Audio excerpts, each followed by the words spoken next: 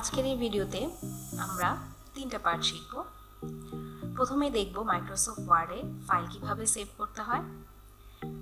সেকেন্ডে আমরা দেখব যে সেভ করা একটা ফাইলের যদি আমি ভিন্ন লোকেশনে রাখতে চাই তাহলে কোন অপশনটা ইউজ করব, এবং সেভ করা ফাইল কিভাবে ওপেন করা যায়।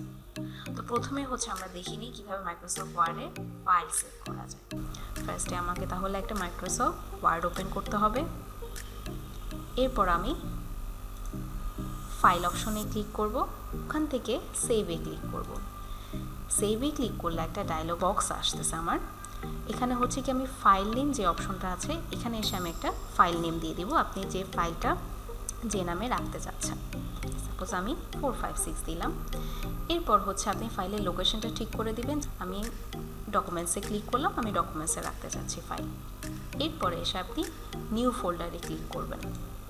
এখন দেখেন নিউ একটা ফোল্ডার চলে আসছে, তাহলে আপনার ফাইলটা ওই ফোল্ডারে চলে যাবে। এখন এটা আমি আগে মুছে ফেলি, তারপর আমি ফোল্ডারের নামটা দিলাম। এরপরে ফোল্ডারটা ডাবল ক্লিক করলে সেভে ক্লিক করব, আমার ফাইলটা সেভ হয়ে গিয়েছে। এখন দেখেন ফাইলটা যে সেভ হয়েছে কি নামে, 456 নামে। আমি কোথায় রেখেছি? ডকুমেন্টসে রেখেছি। ফাইল নেমটা এবং লোকেশনটা কিন্তু আপনারই মনে রাখতে হবে। এখন আমি এই সেম ফাইলটা এখন ডেস্কটপে রাখতে চাচ্ছি, তাহলে কি করব? আমি ফাইলে ক্লিক করব।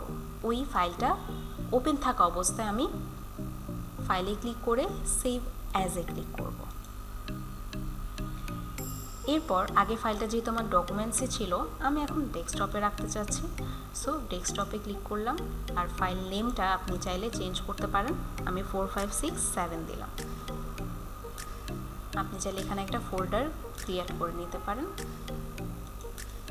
এটা আপনি ফোল্ডারের নামটাও চেঞ্জ করে নিতে পারেন। সাপোজ আমি ASD দিলাম। এরপরে ফোল্ডারটা ডাবল ক্লিক করে সেভ। তাহলে আমার ডেস্কটপে সেম ফাইলটাই সেভ হয়ে গেল। তাহলে আমরা ফাইল সেভ করতে পারছি এবং এই সেম ফাইলটা আমরা অন্য একটা লোকেশনে কিভাবে রাখতে পারছি। এখন আমি ফাইল সব ক্লোজ করে দিচ্ছি। এখন আমি দেখব এই সেভ করা ফাইলটা আমরা কিভাবে ওপেন করতে পারি।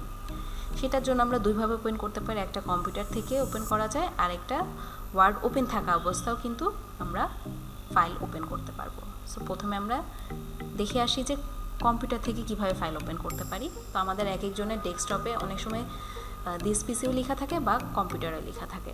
সো আমার এখানে যেহেতু দিস পিসি আছে, তাহলে আমি দিস পিসি অপশনটায় ক্লিক করলাম। এখন আমি কোথায় রেখেছিলাম ফাইলটা? ডকুমেন্টসে। কোন ফোল্ডারে রেখেছিলাম? কম্পিউটার ওয়ার্ড নামে। ডাবল ক্লিক করলাম, এই যে ফাইলটি চলে এসেছে। এখন এই ফাইলটিতে আপনি ডাবল ক্লিক করলেই আপনার ফাইলটি ওপেন হয়ে যাবে। এটা গেল কি আমার কম্পিউটার থেকে নিয়ে আসা ফাইল। এখন আপনি যদি আমরা ডেস্কটপে যে ফাইলটা ছিল ওই ফাইলটা যদি ওপেন করতে চাই, তাহলে কিভাবে ওপেন করব? আমাদের ওয়ার্ড ওপেন থাকা অবস্থায় ফাইলে ক্লিক করব, তারপর ওখান থেকে ওপেনে ক্লিক করব। ওপেন থেকে আমরা কোথায় রেখেছিলাম? ডেস্কটপে। ডেস্কটপের কোন ফোল্ডারে রেখেছিলাম? ASD ফোল্ডারে।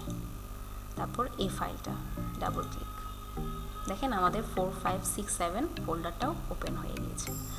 সো এভাবে আপনারা খুব সহজেই ফাইল সেভ এবং ফাইল ওপেন করতে পারবেন। এই ভিডিওটি যদি আপনারা খুব মনোযোগ সহকারে দেখেন, তাহলে অবশ্যই আপনাদের আর কোনো কনফিউশন থাকার কথা না যে কীভাবে একটা মাইক্রোসফট ওয়ার্ডে ফাইল সেভ করব এবং সেভ করা ফাইলটা ওপেন করব। আজকের ভিডিও এতটুকুই ছিল। ধন্যবাদ।